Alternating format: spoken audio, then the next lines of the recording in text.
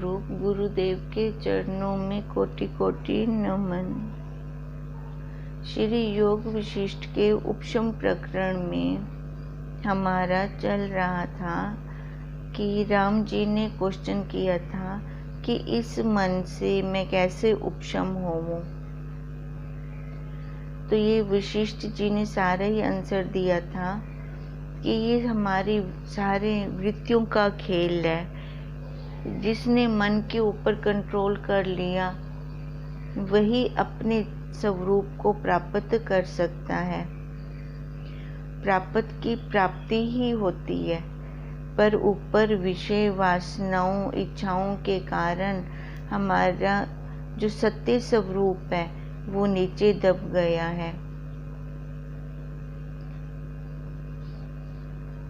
जब हम विचार और अभ्यास करते हैं, विवेक करते हैं कि आज तक हमने इस मन के अनुसार सारा कर्म किया है तो हमें क्या प्राप्त हुआ है। अब एक बार अगर पुरुषार्थ करके मन को हम कंट्रोल में कर लेते हैं तभी हम दुखों से छूट सकते हैं और आत्म पद में स्थित हो सकते हैं। नहीं तो आज तक मन के ही लेखे लगकर हम रोते ही आए हैं। सब ऐषणाओं से जब मन हमारा शांत रूप होकर स्थित होता है तब जाकर हमें अपने स्वरूप का अनुभव होता है। पुत्र ऐषणा, लोक ऐषणा, धन ऐषणा, तीनों ऐषणाओं से जब हम रहित हो जाते हैं, अलग हो जाते हैं, देखने वाले हो जाते हैं तो हम फिर अपने स्वरूप में स्थित होते हैं, उस आत्म तत्व का अनुभव करते हैं। यहीं पर कल हमारा 14वां सर्गा उपशम प्रकरण का 14वां सर्गा समाप्त हुआ था। आज हम 15वां सर्गा शुरू कर रहे हैं। वशिष्ठ जी बोले, हे राम जी, इस प्रकार तुम देखो कि चित्त आप विचित्र रूप है। देखो, चित्त आप विचित्र रूप है, खुद मरा हुआ औरों को मार रहा है। कितना बड़ा आश्चर्य है। और संसार रूपी बीज की कणिका है। संसार का ये बीज है। जीव रूपी पक्षी के बंधन का जाल संसार है। अब जीव रूपी पक्षी फंसता कैसे है, बंधन में कैसे आता है? ये संसार रूपी जाल के फैले होने के कारण। अब संसार कहाँ है? संसार बाहर है और उसके संस्कार अंदर है। जब चित्त संबित आत्म सत्ता को त्यागता है तब दृश्य भाव को प्राप्त होता है। जब हम अपने स्वरूप का त्याग कर देते हैं, बाहर विश्व में वासनाओं में जब हम भटकने लगते हैं तब ये मन पैदा हो जाता है। तब कलना रूप मल धारण करता है। फिर ये कपोल कल्पना इसने बनानी शुरू कर दी। वह चित्त बढ़कर मोह उपजता है। मोह संसार का कारण होता है और तृष्णा रूपी विष की बेल प्रफुल्लित होती है। देखो, वह चित्त बढ़कर, फिर चित्त का आगे काम क्या है? उसने अपने पैर कैसे फैलाने हैं, कैसे पसारनी है? मोह। फिर परिवार में, संबंधियों में, यहाँ तक कि जड़ वस्तुओं में भी इसने मोह पैदा कर देना है। मोह संसार का कारण होता है। अब संसार का सबसे बड़ा कारण क्या है? ये मैं मेरा मोह होना, आसक्ति होनी और तृष्णा रूपी विष की बेल प्रफुल्लित होती जाती है। फिर ये इच्छाओं की, वासनाओं की बेल बढ़ रही है, फिर उससे मूर्छित हो जाता है। और आत्मपद की ओर सावधान नहीं होता। ये जीव बाहर विषय वासनाओं से देखो मूर्छित हुआ पड़ा है। बेहोशी में जी रहे थे आज तक हम। ये तत्वज्ञ गुरुदेव अगर हमें ना प्राप्त होते तो ऐसे ही बेहोशी में ही मर जाते। कोई हमारा और आगे सुधार होने वाला नहीं था, क्योंकि आत्मपद की ओर से तो हम सावधान रहे ही नहीं। ज्यों ज्यों तृष्णा उदय होती है,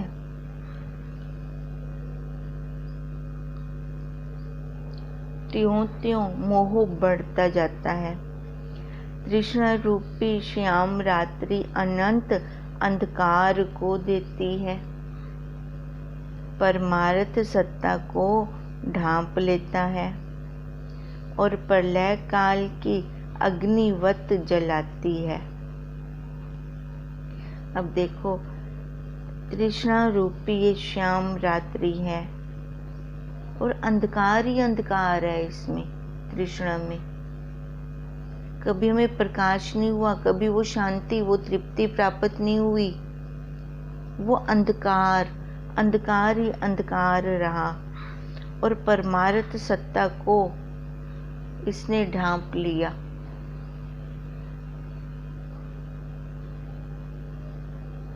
अब जैसे धुआं उस अग्नि को ढांप लेता है, ऐसे ही ये तृष्णा ने परमार्थ सत्ता को ढांप लिया और प्रलय काल की अग्निवत जलाती है। तो ये फिर जन्म कर्म चल रहा है, खत्म होने में नहीं आता। उसको कोई संहार नहीं सकता, वह सबको व्याकुल करती है।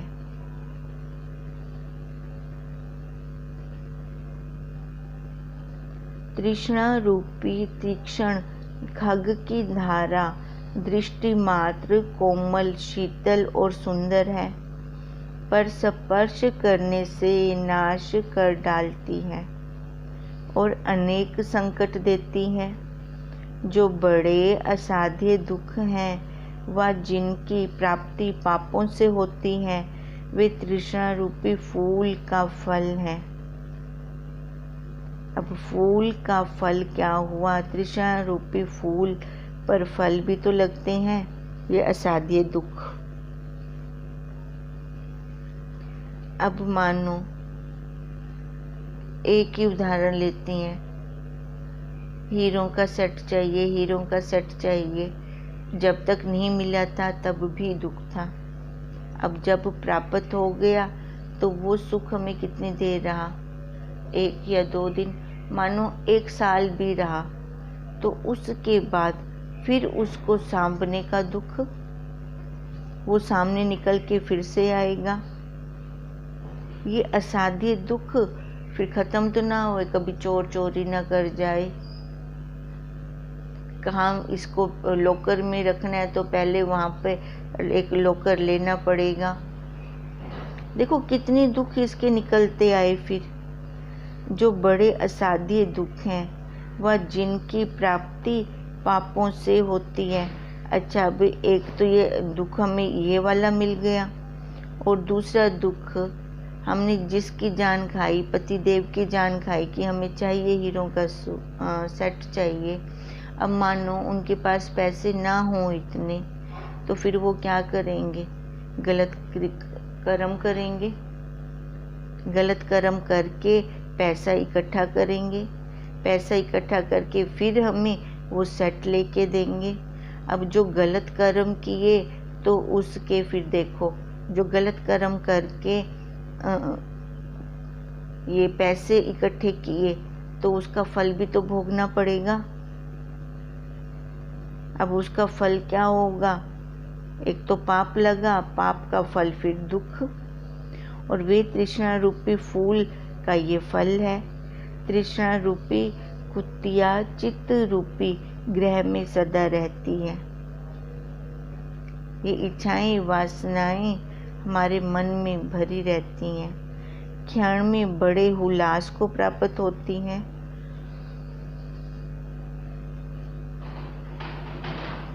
और क्षण में ये शून्य रूप हो जाती हैं और बड़े ऐश्वर्य संयुक्त हैं।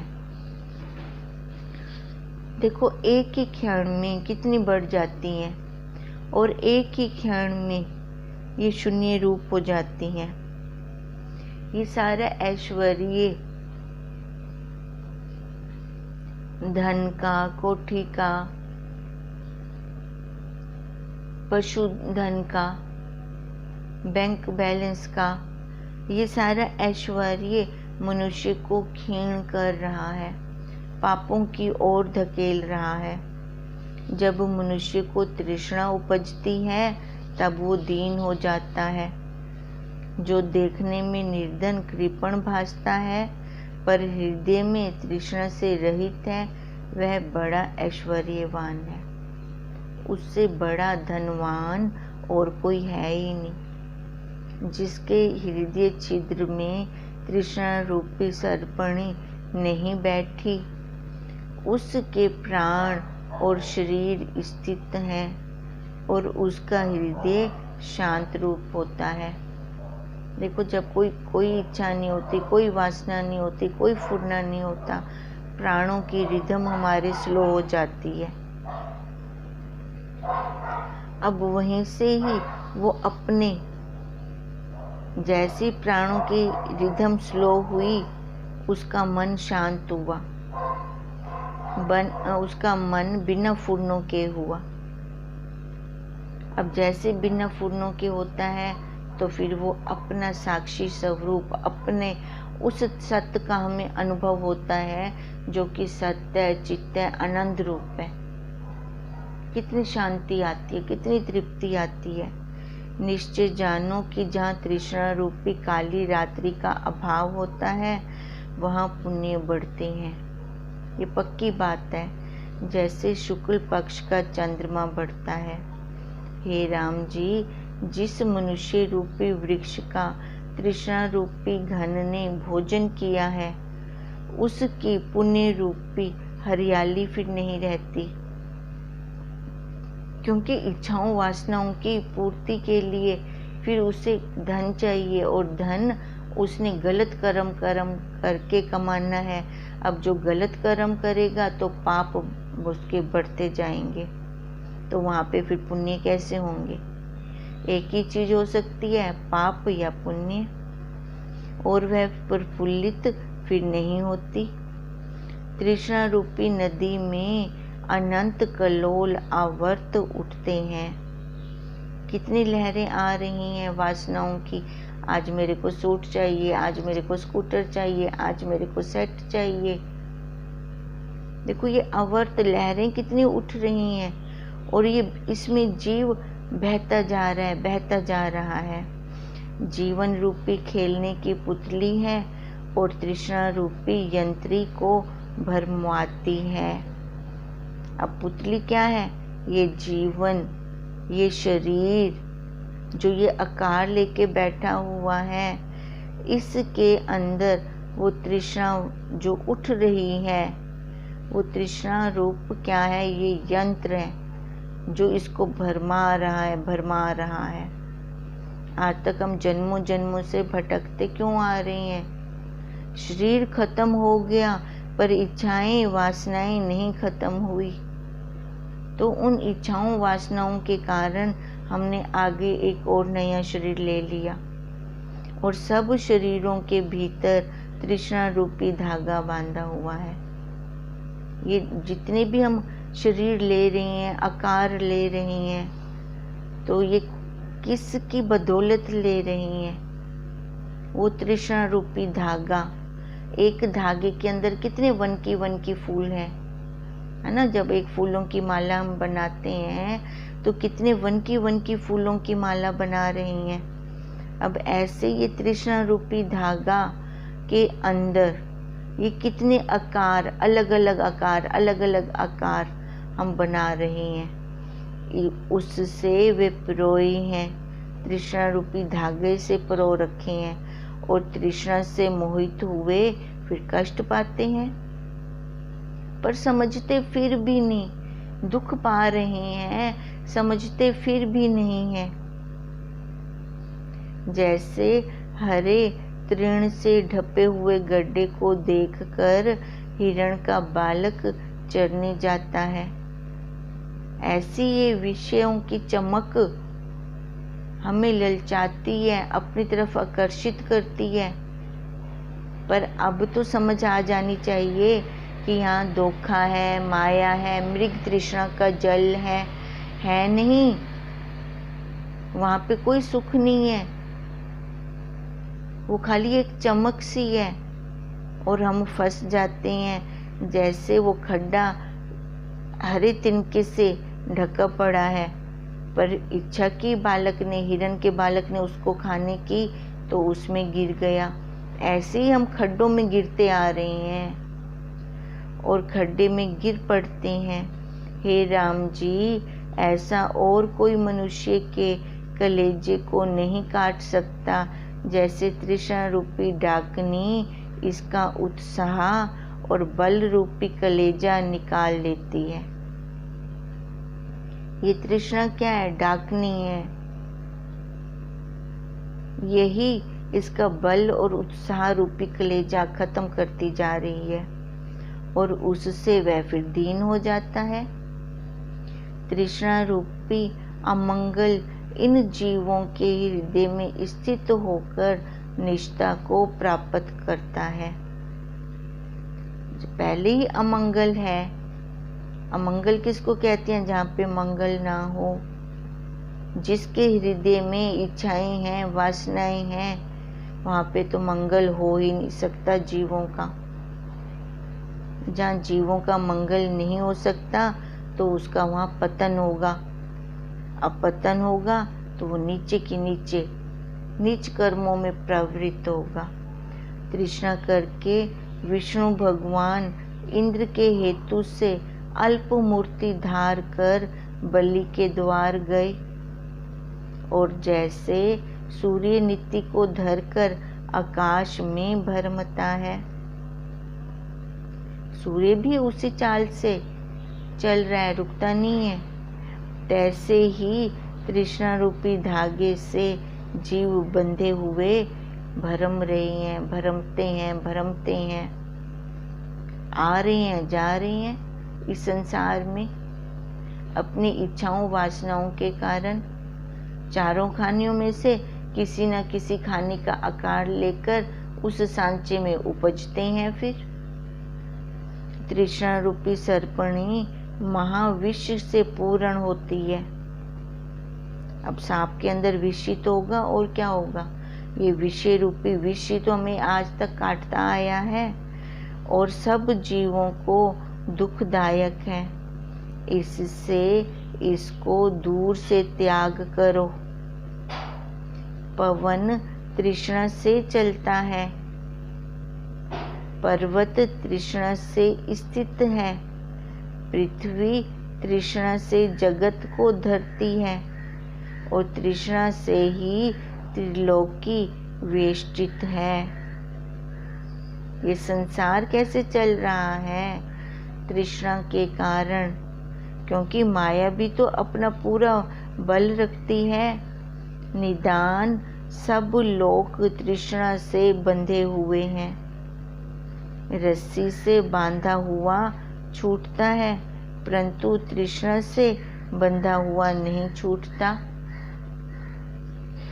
रस्सी से बंधा हुआ तो छूट भी जाएगा, पर ये तृष्णा रूपी रस्सी तो ऐसी है, दिखती भी नहीं है। अब देखो, जो रस्सी से बांधा हुआ है, रस्सी को धूप में रख दो, बरसात में रख दो, बाहर रख दो, गल जाएगी, सड़ जाएगी, अपने आप खत्म हो जाएगी, रूप परिवर्तन हो जाएगा उसका। पर ये तृष्णा रूपी रस्सी कोई ठोस वस्तु हो तो ये गल सड़ के खत्म हो। ये तो जीव के अंदर सांप के रूप में बैठी हुई है, फन मारकर। देखो, इसका कोई रंग रूप आकार भी नहीं है, पर कैसी भरमा रही है, जन्म के ऊपर जन्म, जन्म के ऊपर जन्म, कैसे ले रही हैं, कैसे भटक रही हैं। कभी हमने विचार ही नहीं किया। तृष्णा से बंधा नहीं छूटता, तृष्णावान कदाचित मुक्त नहीं होता, तृष्णा से रहित ही मुक्त होता है। इस कारण हे राघव, तुम तृष्णा का त्याग करो। सब जगत मन के संकल्प में है, उस संकल्प से रहित हो जाओ। मन भी कुछ और वस्तु नहीं है। युक्ति से निर्णय करके देखो कि संकल्प परमार्थ का नाम मन है। अब संकल्प किसका नाम? परमार्थ का। जब हमने विवेक नहीं किया, विचार नहीं किया, अब परमार्थ तो यही हो गया ना जीव को सबसे बड़ा, कि उसने अपना काम नहीं किया। भले वो दिन रात शरीर से कर्म कर रहा है, क्रिया कर रहा है, संसार का सारा कर्म कर रहा है, पर उसने अपने आप को नहीं जाना, तो वो परमार्थ में ही रहा। और ये परमार्थ फिर किस में बदल जाता है? इसका क्या नाम हो जाता है? मन। जब इसका नाश हो तब सब तृष्णा नाश हो जावे। अहम त्वम इदम इत्यादिक चिंतन मत करो। यह महामोह माया दृष्टि है, यही मोह की माया है, यही आसक्ति है, यही जाल है, ये संसार रूपी जाल में ये जीव बंध जाता है। फिर इसको त्याग करके एक अद्वैत आत्मा की भावना करो। अनात्मा में जो आत्म भाव है वह दुखों का कारण है। अनात्मा में, अनात्मा मतलब इस शरीर में जो आत्म भाव है, शरीर को ही मैं मान लेना, सच्चा मान लेना, सबसे बड़ा दुखों का यही कारण है। इसके त्यागने से ज्ञानवानों में प्रसिद्ध होंगे। अहम भाव रूपी अपवित्र भावना है। जो ये अहम भावना है, अहंकार है कि मैं कुछ हूँ, नाम रूप आकार का अहंकार, उपाधि का अहंकार, ये जितना भी अहंकार है ये कैसा है? अपवित्र। उसको अपने स्वरूप शलाका की भावना रूप से काट डालो। अब जो भी ये अहम भावना हमने इस आकार में कर रखी है, माँ की, बहन की, पत्नी की, भाई की, बाप की, बेटे की, अब इस अपवित्र भावना को पवित्र भावना से काट डालें कि मैं ब्रह्म हूँ, मैं साक्षी हूँ, मैं सच्चिदानंद हूँ। भाव से ही भाव को काट सकते हैं। यह भावना पंचम भूमिका है। ज्ञान की 7 भूमिकाएं बताई गई थी, जहाँ पर संसार का अभाव हो जाता है। इति श्री योग विशिष्ट उपशम प्रकरणे तृष्णा वर्णन नाम 15 सर्गा समाप्त। ये 15वां सर्गा हमारा समाप्त हुआ। राम जी ने पूछा, हे मुनीश्वर, ये आपके वचन गंभीर और तौल से रहित हैं। इनको हम कोई पैमाना नहीं है जिससे हम इनको तौल सकें। आप कहते हैं कि अहंकार और तृष्णा मत करो। जो अहंकार त्यागे तो चेष्टा कैसे होगी? अब राम जी का क्वेश्चन समझ में आया? भी राम जी ने क्या क्वेश्चन किया है? अभी ऊपर कहा ना वशिष्ठ जी ने कि अहम भावना, अहम भावना मतलब अहंकार, ये अपवित्र है, इस भावना को ही पहले हमें त्यागना पड़ेगा, तभी हमें अपने स्वरूप की प्राप्ति होगी। तो अपने स्वरूप वाले अहम ब्रह्म अस्मि ऐसे भाव बनाकर दूसरे भाव को काट डालें। अब उसी पर ही राम जी ने प्रश्न किया है, क्योंकि अहम होता है तभी तो ये जीव चल रहा है, तभी तो ये कुछ कर रहा है। तो वही फिर राम जी क्वेश्चन कर रही हैं कि आप कह रहे हो कि अहंकार और तृष्णा मत करो। जब अहंकार त्यागें तो चेष्टा कैसे होगी? फिर तो ये कोई कर्म ही नहीं कर सकता। तब तो देह का भी त्याग हो जाएगा।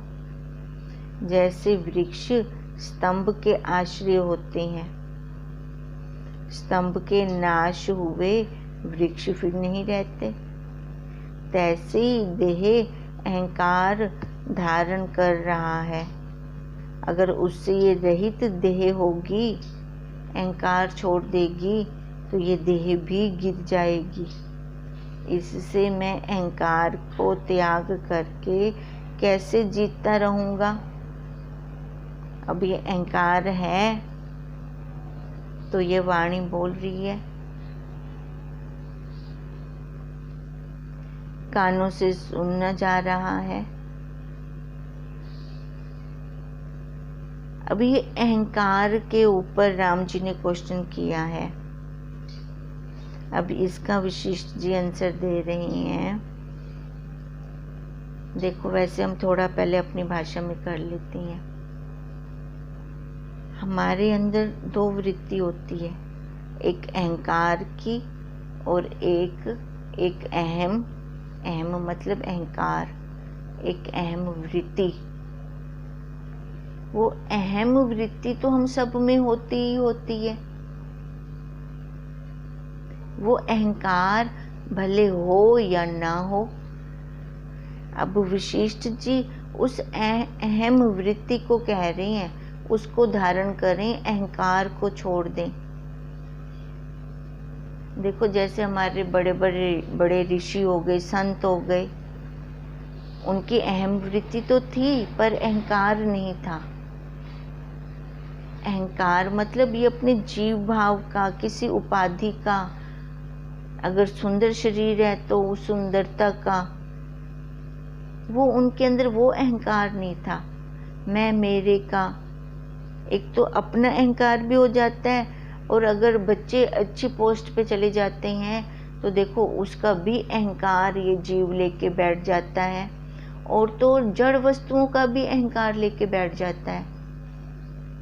अब वशिष्ठ जी अगर हमें रोक रहे हैं तो उस अहंकार को रोक रहे हैं, अहम वृत्ति पे वो रोक नहीं लगा रहे।